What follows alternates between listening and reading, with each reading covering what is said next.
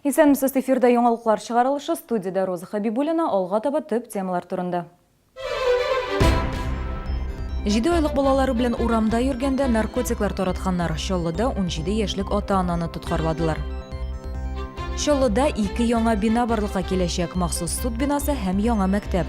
Алар кайчан һәм кайда төзеләчәк, хәбәрчебез ачыклады. Балалар өлкәннәрне юлларда сак булырга өйрәтә. Бүген юл һәлакәтендә фаҗигале төстә вафат булучыларны искә алу көне. 17 яшьлек яшүсмерләр гаиләсендә 35 грамм наркотик таптылар. Тинту барышында шәһәрдәшләрнең өендә 23 пакет метилэфедрон кулланудан алынган. Хәзер бу факт буенча тикшерү үткәрелә. Беренче мәгълүматларга караганда, яшь пар агымдагы елның август аеннан наркотиклар тарату белән шөгыльләнгән. Үзләренә игътибар җәлеп итмәс өчен 7 айлык балалары белән урамда йөргәндә дозаларны подъездларга куйганнар. Тикшерү дәвам итә, законсыз рәвештә наркотик тарату буенча җинаять эше кузгату турында мәсьәлә хәл ителә. Шәһәрдә 2 яңа объект төзеләчәк. Берсе хөкем йорты, икенчесе мәктәп. Биналарны төзү эшенә әле күптән түгел генә керештеләр. Хәзер әзерлек эшләре бара. Бүген төзелеш барышы белән Наил Мәхдиев һәм журналистлар да танышты. Чаллыда суд өчен махсус каралган бина бер кайчанда булмады. Хөкем чыгару урыннары торак йортларда яки башка биналарда урнашкан. Хәзер 3 бинада бер түбе астына берләшәчәк. Хөкем йорты 52-нче комплекста җиңүнең 40 еллыгы урамында урнашачак. Здесь будет находиться 25-составный коллектив, в котором будут в основном судьи по гражданским и административным делам. А потом в перспективе, если будет политическая обстановка позволять, руководство республики, государства, будет финансирование, мы будем строить вторую очередь такого же здания в будущей перспективе. Объектны тапшыру вакыты 2018 елның декабре, әмма төзүчеләр эшләрне 1 ел эчендә тәмамларга әзер. Федераль бюджеттан 307 миллион сум акча бүленгән. Суд – это федеральная структура, поэтому в данном случае, если нашим республиканским органам власти удастся решить вопрос, значит, о переводе средств с 19-18 года в 17, то в таком случае, когда будет в полном объеме финансирования, тогда можно говорить о окончательной сдаче объекта. Әміне 36-нчы комплекста төзелүче мәктәпне ачу тантанасы алданрак узачак. Яңа уку елының 1 сентябрендә ул изишекләрен ача. 3 ай элек кенә бу турыда хыялланып та булмый иде. В установленном порядке мы попросили президента Республики Татарстан, я попросил Рустама Нургалевича Миниханова обратить на эту острую проблему в этом микрорайоне внимание. Президент пошел навстречу, и 1 сентября было принято решение этого года о начале строительства. Әлеге микрорайонда 30-нчы мәктәп берничә ай элек кенә төзелгән иде, әмма 800 урын якын тирәдәге комплекс балаларын урнаштырып бетерергә җитмәде.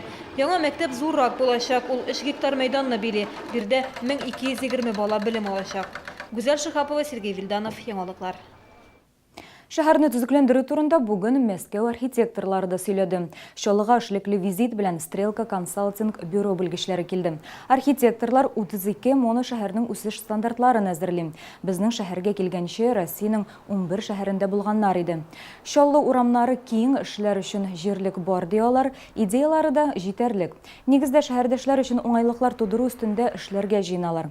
Мәскәү белгечләре Азатлык мәйданында, Үзәк урамында, энтузиастлар бульварында да булган.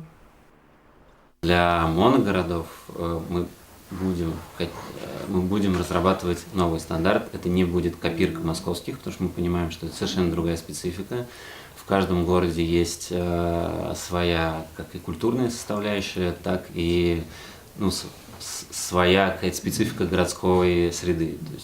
То есть, и свои же ограничения по бюджету и по реализации. Җәен Бысыйда урнашкан Дейкинг җаваплылыгы шикләнгән җәмгыятендә булган шартлау буенча суд утырышы башланды. Исегезгә төшерәбез, 2 август көнне җитештерүче оешмада шартлау булды. Нәтиҗәдә бер эшче вафат. Иратның тормыш иптәше белән төп гаепләнүче суд залында күзгә-күз очрашты. Суд залында гаепләнүче Альберт Муртазин белән фаҗигада үлгән Сергей Мельниковның хатыны Татьяна Мельникова янәшә утырдылар. Шулай да алар карашлары белән очрашмаска тырышты. Альберт Муртазинның фаҗигада зыян күргән гаиләгә акчалата ярдәм итүе билгеле.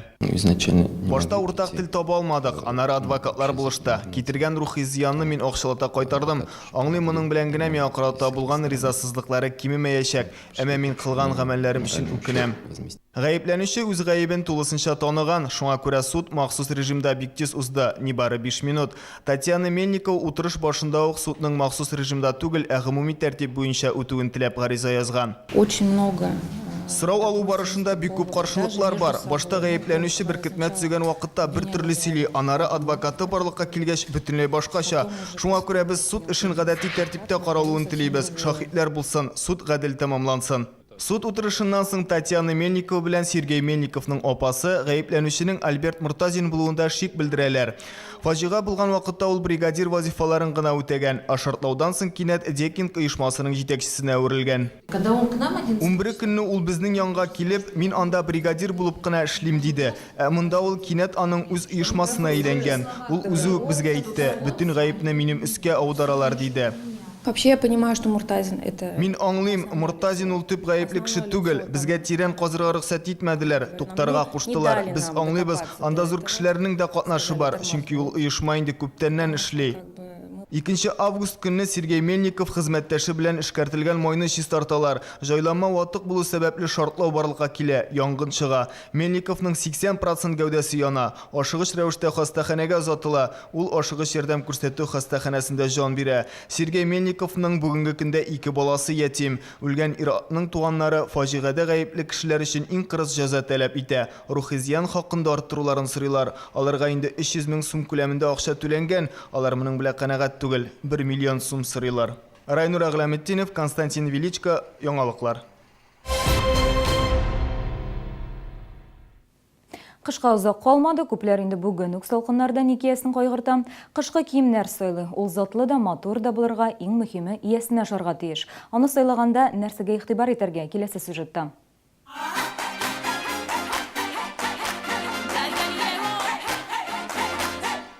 Uzun һәм кыска заманча туннар шәшке һәм мутоннан баш киемнәре төрләрен санап бетергесез. Күңелең ниндине тели, шунысын сайлап ал. Бәяләре кулай, барлык үлчәмнәр дә бар. КамАЗ мәдәният йортында Тун базары дип исемләнгән ярминкә ачыла. У нас представлены шубы 6 элитных фабрик Пятигорска. Все модели шьются из высококачественного сырья. Есть эконом-варианты, есть средние категории, есть высшие категории. Нужно знать, что именно вы хотите. Если вы не знаете, мы вам в этом поможем. Туннар сыйфаты өчен борчыласы юк. Пятигорский инде күптәннән Россиядәге әйдәп баручы мех фабрикаларыннан исәпләнә. Сатып алучылар өчен төрле ташламалар, кичектереп түләү мөмкинлеге каралган. Пенсионерлар өчен дә төрле акциялар бар. Я уже приобретала здесь несколько лет назад шубу. И вот сейчас я пришла примерить уже новую модель шубы, шапку. Я уже, можно сказать, приобрела. Здесь выбор огромный на все капризы и возрасты. Әле һаман да күңелегезгә ошаган тун таба алмыйсызмы? Туннар ярминкәсенә ашыгыгыз. Туннар ярминкәсе 15 ноябрьдән 20 ноябрьгә кадәр КамАЗ мәдәният сараенда узачак. Сатучылар иртәнге 9-дан кичке 7-гә кадәр эшли. Балалар олыларны юл йөрү кагыйдәләрен үтәргә чакыра. Бүген барлык мәктәп укучылары тукталышларында флешмоб уздырды. Әлеге чара юл һәлакәтләрендә вафат булучыларны искә алу көне уңаеннан оештырылды. Балалар махсус плакатлар әзерләгән, алар җәяүлеләргә тагын бер кат юл йөрү кагыйдәләрен исләренә төшерде. Очень много человек попадает в аварию именно из-за того, что они ходят на красный свет. Все они обращают внимание, прислушиваются. Некоторые, все равно прислушиваются к нашим словам. И так может уменьшиться количество аварий. Юл һәлакәтләре корбаннарын искә алу көнендә шәһәр депутатлары юлдагы иминлекне тәэмин итүгә 26 миллион сум акча бүлде.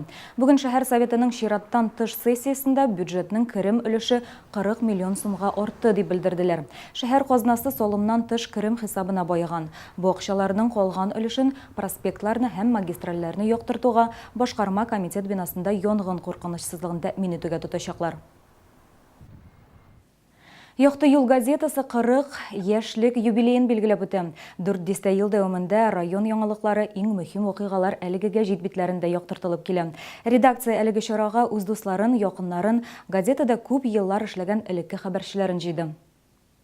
Яқты юл газетасы ул Тукай районының күзгісі, районның матурлығын шағылдырушы. Атнасына 3 тапқыр шыға, бүгінгі күнде тиражы 4000-ні тәшкил итә. Бәйрәмдә газетаның иң беренче хәбәрчеләре Наил Хабибуллин, Рахман Шафигуллин, аларга соңрак килеп кушылган Рәзинә Насибуллина, Мәтнүсә Гыйлманова һәм башкалар бар иде. Газетаның бүгенге редакторы Инзилә Әхмәтгәрәева аларны яңадан бер очраштыру, күрештіру максатыннан җыйган. 40 ел зур санда түгел, әмма ләкин без инде менә шулай хәбәрчеләребезне, үзебезнең ветераннарыбызны җыеп, аларга җылы сүзебезне әйтеп, рәхмәтебезне җиткереп, шулай итеп бәйрәм итеп узарга булдык. Барысына да бик зур рәхмәт.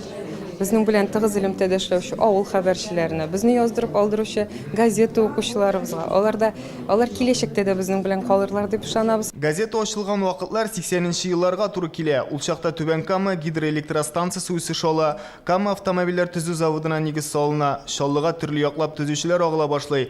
Нәкъ менә шул елларда Тукай районы белән бергә Якты юл газетасына да нигез салына. Бәйрәм чарасында шул вакытларны искә алдылар. Тукай районы башлыгы Васил Хаҗиев юбилярларга рәхмәт хатлары тапшырды. Газета укучылары, килгән кунаклар барысы да үз теләкләрен җиткерделәр. Газетабыз бик матур итеп чыксын, яхшы мәкаләләребез белән чыксын, авыл халкын бик нык шулай итеп шатландырсын.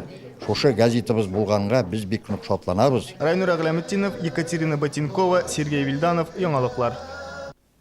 Урамда шәһәрдәшләр кышкы өс киеменә күчте инде. Алдагы көннәрдә тагын да су утачак дип кисәтә синоптиклар. Югары сыйфатлы өс киемен нинди булырга тиеш, аны кайдан сатып алырга алдагы сюжетыбызда. Жылы, матур һәм сыйфатлы өстәвенә бәясе дә кулай. Зима кибетендә өс киемнәрнең бәяләре төште. Мутын һәм шәшке туннарның, курткаларның нинди генә юк. Иратлар өчен сайлап алу мөмкинлеге зур. Барлык хайры туннарның бәясе 23 000 сумнан кыйммәт түгел. Мутон туннарга 35% ташлама, бер кием алучыга икенчесе бүләккә. Я давно себе искала шубу и нашла подходящую в магазине «Зима». И тут, кстати, мне подарили пуховичок. В этом магазине я выбрала вот эту шубку, и куртку мне дали в подарок. На улице холодно стало, решила купить шубу новую. Зашла в магазин, здесь еще дают в подарок куртку, вторую вещь в подарок. Зима кибетенә гаилә белән килергә мөмкин. Жылы мех һәм хайры туннар һәр хатын кызның да күңеленә хуш киләчәк. Иратлар да битараф кала алмаячак. Балалар өчен сыйфатлы өс киемнәре сайлап була. Сатучылар һәр вакыт ярдәмгә әзер. Кибеттә 36дан алып 72гә кадәр барлык үлчәмнәр дә бар. 20 ноябрьгә кадәр зур ташламалар каралган. Матур өс киемнәрен арзан бәядән сатып алырга ашыгыгыз. Зима кибете Палитр сәүдә үзәгенең 3нче хатында урнашкан. Бүгенге менә шулар, мин сезнең белән сау булашам, исән-имин булыгыз.